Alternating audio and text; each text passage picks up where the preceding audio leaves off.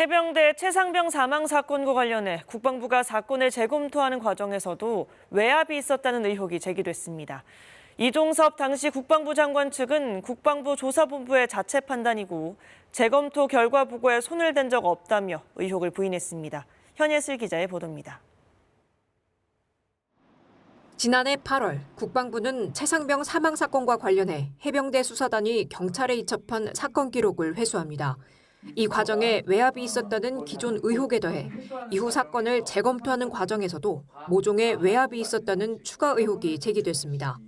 임성근 등 6명을 이첩 예정 의사 밝힌 이종섭 전 장관이 7일 만에 결정을 번복하는 일이 있었습니다.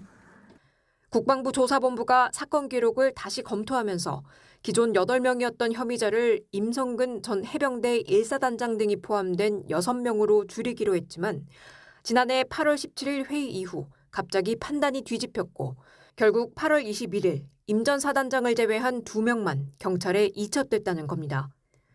8월 14일 이종섭 전 국방부 장관이 김용원 인권위 군 인권보호관과 전화통화를 할 때까지만 해도 6명을 이첩할 계획이었지만 이후 외압이 작용해 2명으로 줄었다는 주장입니다.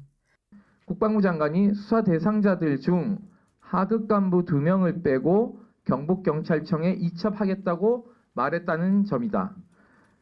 이 전 장관 측은 사실 무근이라며 의혹을 부인했습니다. 이 전 장관 측 변호인은 통화 시점엔 관련 보고를 받지 않아 이첩 대상 인원에 대한 언급을 할 수 없던 상황이었다며 군 인권센터가 주장한 내용의 통화는 하지 않았다고 반박했습니다. 또 국방부 조사본부가 올린 재검토 결과 보고에 손을 댄 적도 없다고 덧붙였습니다. 이 전 장관은 장관으로서 적법한 지시를 했고 해병대 수사단도 법적으로 수사권을 갖고 있지 않아 수사 외압은 어불성설이라는 입장입니다. KBS 뉴스 현예슬입니다.